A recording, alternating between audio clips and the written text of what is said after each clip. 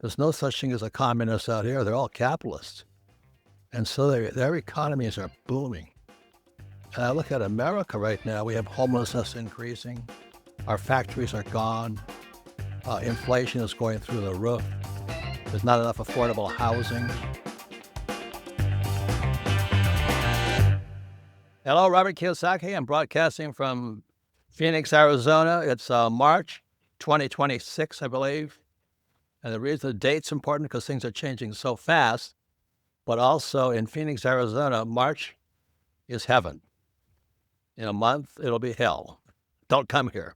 But right now, it's heaven. And I have a very dear, longtime friend, Richard Duncan, as our guest today. And the reason I invited Richard on is because years and years and years and years ago, I was in a store called Borders Bookstore. They're out of business now. They're gone. Amazon took care of them. But I was going across this, I was looking at the book counter, and there was this book called The Dollar Crisis. And my whole thing is macro. What is a dollar? Because I don't trust the dollar. Because little thing is that the dollar was backed by gold up until 1971. And after 1971, President Nixon took the dollar off the gold standard, and the dollar became technically debt. And they started printing dollars. But when they print dollars, debt has to go up. So America today is the biggest debtor nation in world history. And how much longer can we print? Who knows? Only God knows on that one. So Richard has been he's a classically trained economist, but he lives in Thailand now, so he sees the world from an American perspective from Thailand. And we've been friends for all these years. So his first book was The Dollar Crisis. His other book was The Corruption of Capitalism. It's because how we mess with the economy via the money we work for. And today, the U.S. dollar, this is 2026 again. My concern is the whole world economy is based upon a dollar that's fake, the U.S. dollar. And what's going to happen from here is the reason I want Richard, who wisely sits in Thailand, best food in the world, and talk about what's going on. And by the way, Richard, one of my first ports of call in the world, I sailed a ship carrying bombs to a place called Sattahip, Thailand, and trip to Vietnam. Anyway, so Richard, welcome to the Rich Dad Show, and how are things in Thailand? Robert, it's great to see you. Thank you for having me back. And Yeah. things are sunny and wonderful in Thailand as always. So let me ask you this: you went to Babson College or something? You're a classically trained economist. But First, how I did you? went to Vanderbilt for undergrad, and then I went to business school at Babson. That's right. Yeah. So what caused you to get stuck or attracted to Thailand? I mean, Thailand's fabulous, the best food in the world. But what caused you? You're very skinny, so I know you're not there for the food. So I was really, really lucky. I between Vanderbilt and Babson, I backpacked around the world for a year. And I first went to Europe and found a job in Paris working as a chauffeur for driving around rich American tourists when I was 22 and 23. And I made enough money doing that to keep traveling. So I went to Egypt for a month, Israel for a month, and Thailand and Malaysia and Singapore for 2 months in early 84. And so even back then, Southeast Asia was booming. And I saw it was booming, and I thought, okay, go, this is the land of opportunity. So I went, as soon as I finished business school 2 years later, I flew to Hong Kong and found a job working as a securities analyst for a Chinese stockbroking company in Hong Kong in 1986. A few years later, I joined a very large English stockbroking company. And a few years after that, I joined Salomon Brothers. And a little later on, I worked for the World Bank in Washington and ABN AMRO Asset Management as the global head of investment strategy in London. And for the last 12, 13 years, I've been producing a video newsletter called Macro Watch that focuses on macroeconomic developments and how they're likely to impact asset prices. I upload a new video every couple of weeks And explaining that's that. So that's my business now. and that's why I want Richard on the show to all promote Macro Watch, because I like it that he's a classically trained economist and American, but he sits off in Asia, so his view of the world is a little bit different from those sitting in New York City. Let's get back to your first book I came across was The Dollar Crisis. What year did you write that book, and why did you write that book? What was the dollar crisis? So that was finished in September 2002. And at that time, the price of gold was about $300 an ounce. Yeah, I remember that. So since that time, the dollar has lost roughly 93% of its value against gold. The gold price this morning was $4,200. So the theme of the dollar crisis was that once dollars stopped being backed by gold, that allowed the United States to start buying things from other countries and paying with credit. And the United States developed a very, very large trade deficit with the rest of the world, which has turned us, as you said, into the world's largest debtor nation in history. And but that money that we send abroad as a result of our trade surplus is accumulated by the trade surplus countries like China. They get the dollars and then they have to invest the dollars back into US assets. So I saw that blowing the US economy up into a bubble as well. Right. And I thought the bubble was going to pop. Well, And it did. It did, in fact, pop in 2008. Yeah, what America did was it printed fake money to buy whatever China produces. But now they were stuck with this fake money, the fake dollar. So they had to come back to the States and they had to buy our bonds. And the reason this, again, is 2026. And right now, those Asian countries are dumping our bonds. So that's the real danger we sit on today. And that's why I wanted Richard on this program. I encourage you to read The Dollar Crisis, subscribe to Macro Watch. But also, you had another book called The Corruption of Capitalism or something like that. That's right. Why did you write that book? What was your viewpoint on that? So I wrote that when the bubble of 2008, when that bubble popped in the financial crisis of 2008, I then followed up with a second book, The Corruption of Capitalism, explaining the history of exactly how this bubble had formed once we stopped backing dollars with gold, and all of the history of how capitalism became corrupted. Because capitalism was an economic system where dollars were backed by gold, and the government had very little involvement in the economy. It worked by market forces. The heyday of capitalism was back in the 19th century, before World War I. But after World War I, Europe went off the gold standard temporarily. That created a global credit bubble that blew up in 1930. The Great Depression then led to World War II. World War II, 60 million people died.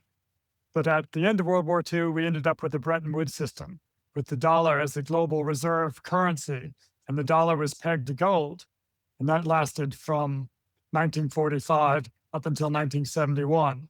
And then at that time, Nixon broke the link between dollars and gold, and we started evolving into a different kind of economic system. Capitalism became corrupted. And rather than the economic system, capitalism, which was driven by saving and investment, our economic system evolved into something entirely different. I call it creditism, because creditism is driven not by saving and investment, but by credit creation and consumption, and more credit creation and more consumption. It requires more and more credit to be created year after year to keep this US and global bubble growing.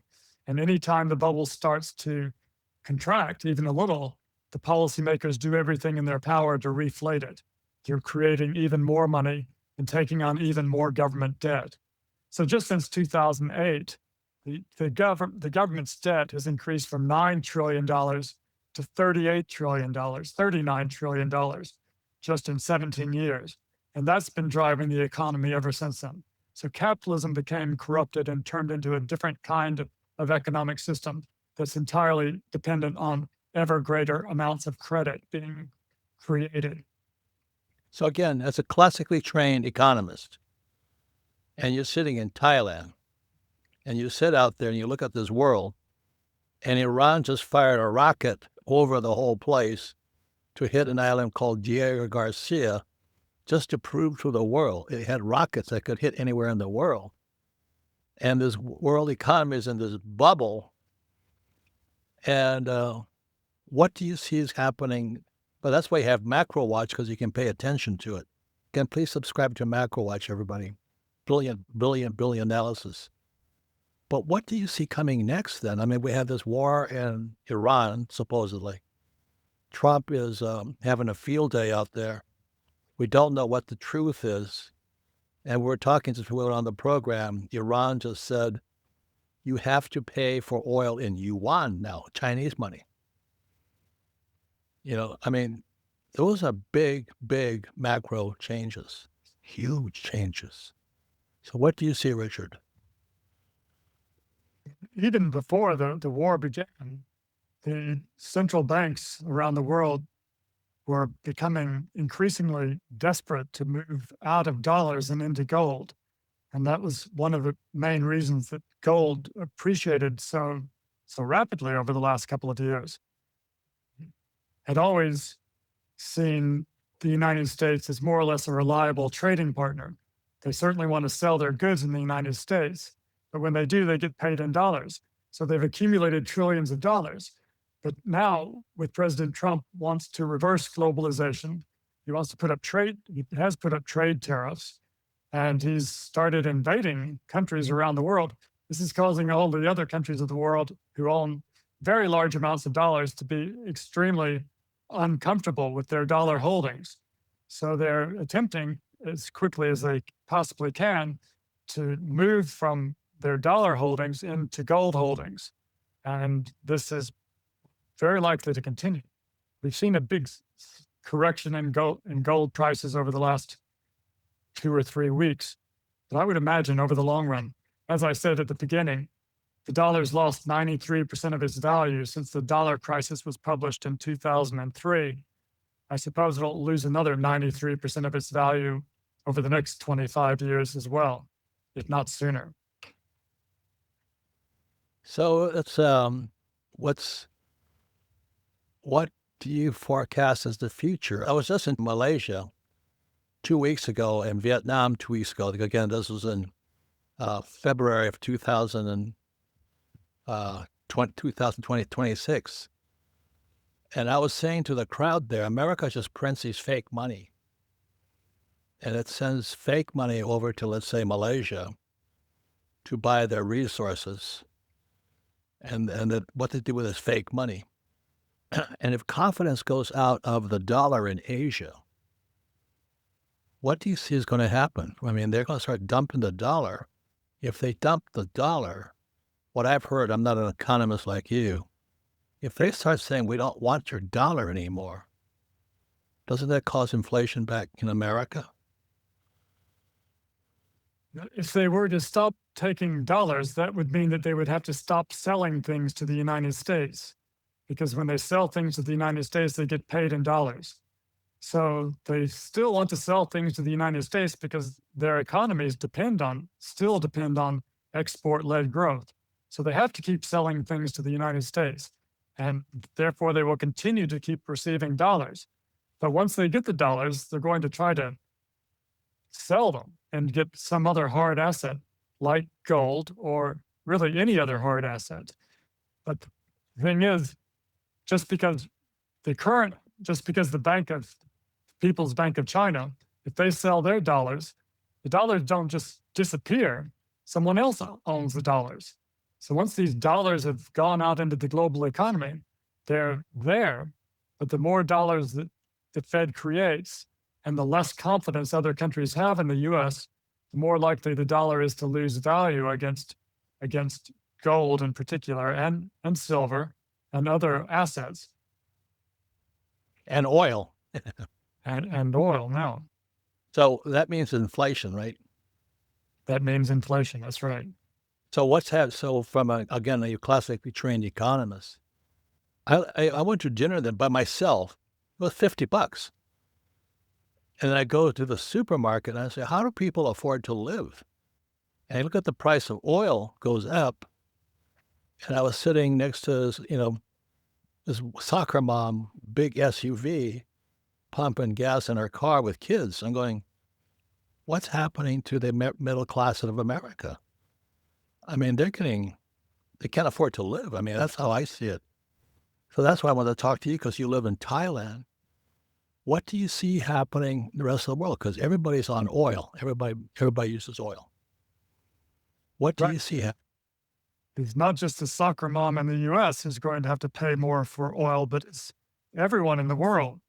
Now in Thailand, there are long lines at the gas stations, just like there were in the US in the 1970s. People are lining up for oil because there's just not enough oil here. And as the price of oil goes higher, that means everyone will have less money to buy other things. So there'll be less consumption of all other things. And this is going to put a lot of downward pressure on the economy and most likely lead to a global recession if this war carries on very much longer, and perhaps already. So we come back, be more with Richard Duncan, and come back with Rich Dad. Here's something they've never taught you in school. Every time the government prints money, somebody gets richer, and it's not you. The new money flows to banks first, then Wall Street, then asset makers. By the time it reaches your paycheck, it's already lost its value. Economists call it the catalog effect. Rich Dad calls it the biggest wealth transfer in history, and it's happening right now. So while you're saving dollars that buy less every year, the wealthy are converting those dollars into real assets. Assets the government can't print. Assets that rise every time they do. Gold and silver. Gold is up over 60% in the last year. Silver up 130%, both leaving the stock market behind. And the biggest banks on Wall Street say the run isn't over. Gold around $5,000 today. JP Morgan forecasts $6,300 by the end of the year. Silver around $80 today. Bank of America says it could reach $309 an ounce. The question isn't whether gold and silver are moving. The question is your retirement account positioned for it? Priority Gold's free Rich Dad Wealth Defense Guide shows you exactly how to add physical gold or silver to your IRA or 401k tax and penalty free with up to $10,000 in free silver on qualifying purchases. To get your free guide, call 866-703-9895 now. That's 866-703-9895. Or open a text message and text the word guide to 24999. Or click the link in the description below. Don't say the thing they're printing, own the things they can't. Start by getting your free Rich Dad Wealth Defense Guide now. So we come back with again, it's my good friend Richard Duncan. He was talking about his brilliant newsletter called Macro Watch. I encourage people to subscribe to Macro Watch simply because we're in for information and education, so that you can make better, more sound decisions with your money for your future. So Richard, tell us about Macro Watch, what they get with it, discounts and things like that. Great. Thanks, Robert. So I started Macro Watch in October 2013. So it's been going on now for more than 12 years.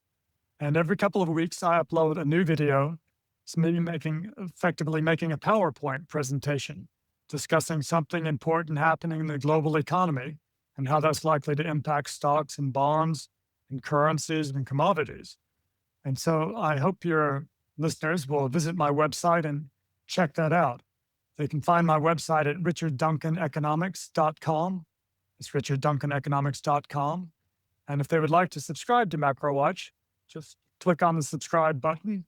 And I'd like to offer everyone a 50% discount. If they type in the discount coupon code CRASH, they can subscribe to Macro Watch for 1 year at a 50% discount. They'll get a new video from me every couple of weeks, and they'll have immediate access to more than 100 hours of videos in the Macro Watch archives, going back to 2013. So I hope everyone will check that out. So thank you. That's very generous of you. A couple of weeks ago, I was surprised. I was in Kuala Lumpur, Malaysia. That has gone from a little country, little town to a major, major city. And I was in Hanoi and then Ho Chi Minh City or Saigon. And, Saigon has 16 million people on mopeds. And in one fell swoop, this is what amazed me about Asia. There's 16 million mopeds. They're all driving around the place. You got buses and trucks going by. It's packed. You can't even move. But they move. And guess what? They don't beep their horn. They sit quietly. America be flipping birds and yelling and screaming. But there's 16 million little mopeds driving around Saigon or Ho Chi Minh City. And they do it peacefully. They cooperate. I was going, wow, this is not America. Just in how polite people are in traffic. And I'm in this big tour bus, and those little mopeds are going by going, how do they do this? And then the bus driver says, and guess what? I said, what? This summer, all those mopeds will be electric. They're going to require them to change. I go to Vietnam pretty often too. It's super dynamic now. Their economy grew by more than 8% last year. It's the real hotspot in Asia because they export so much to the United States.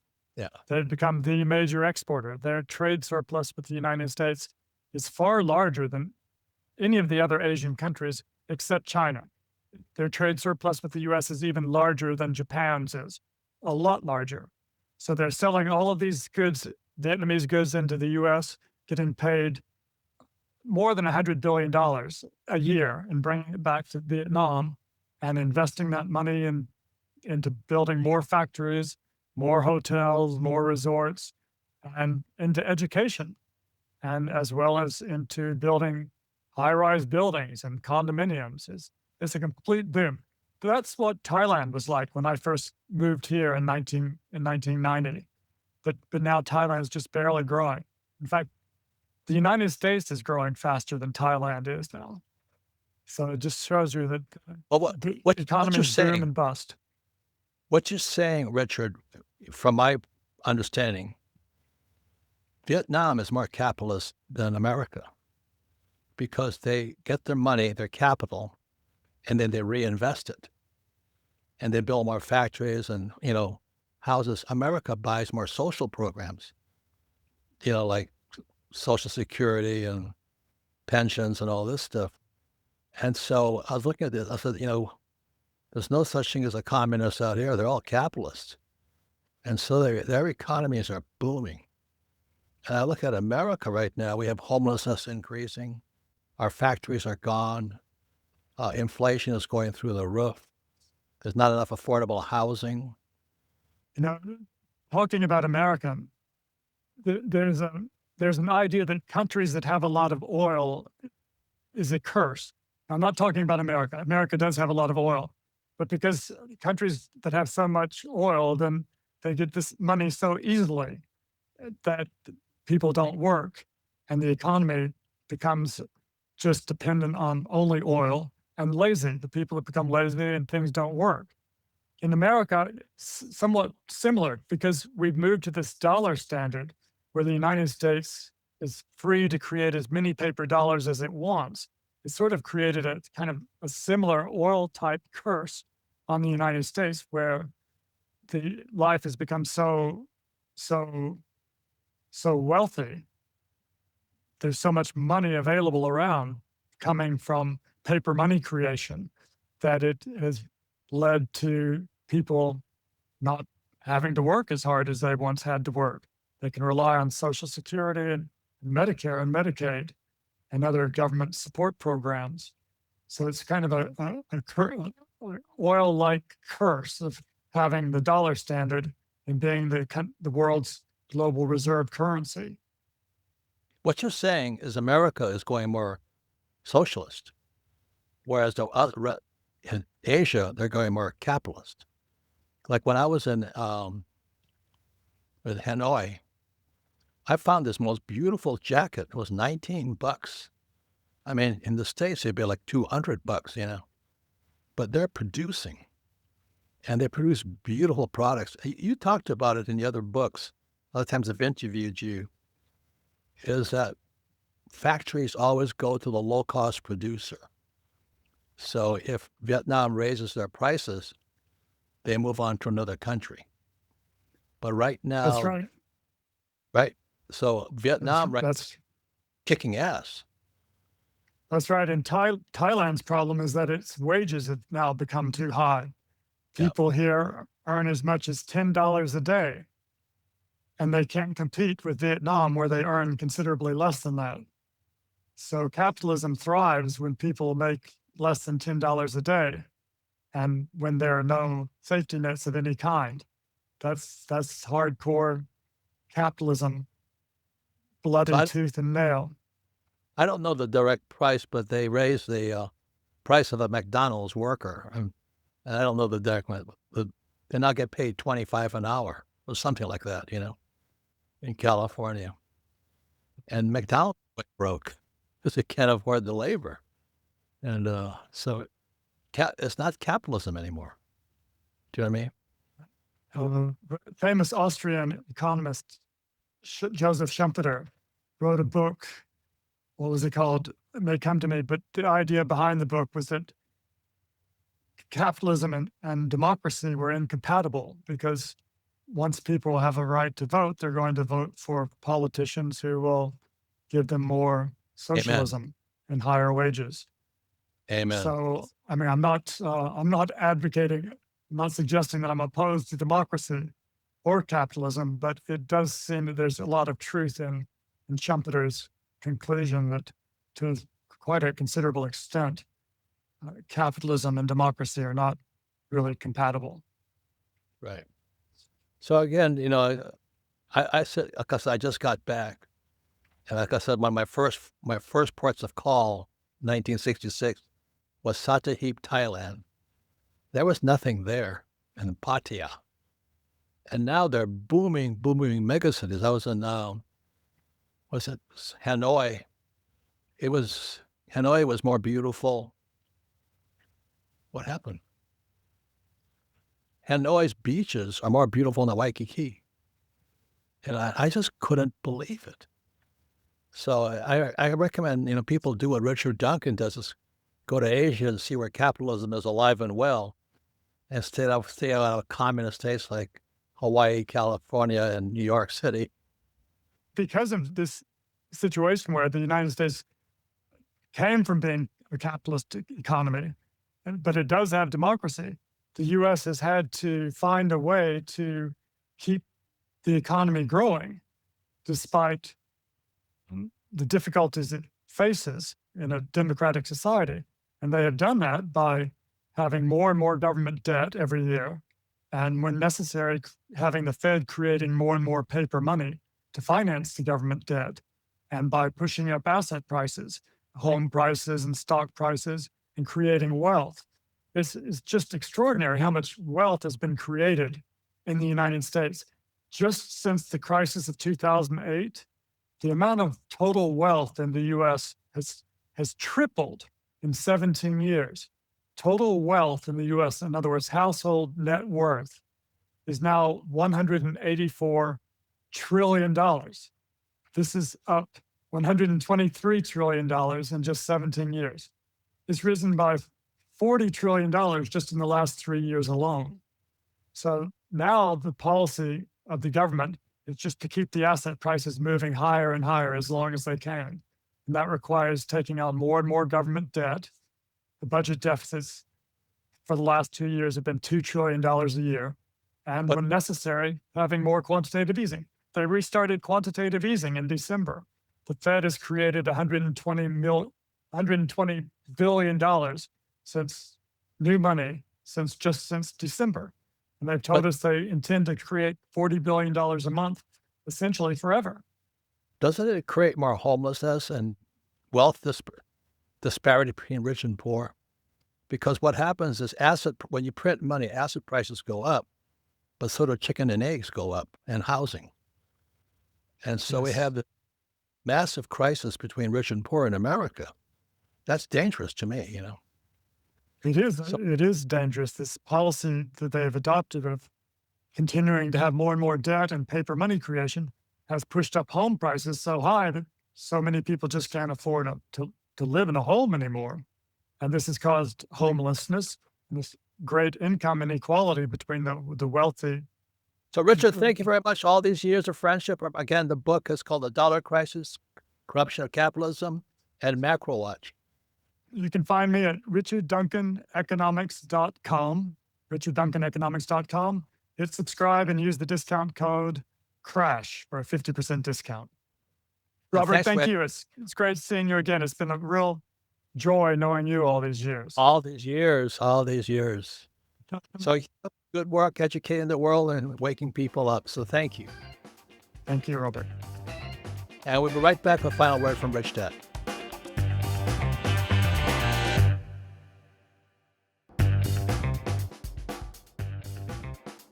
Welcome back, Robert Kiyosaki, Rich Dad Radio Show. Again, thanks to a special longtime friend, Richard Duncan.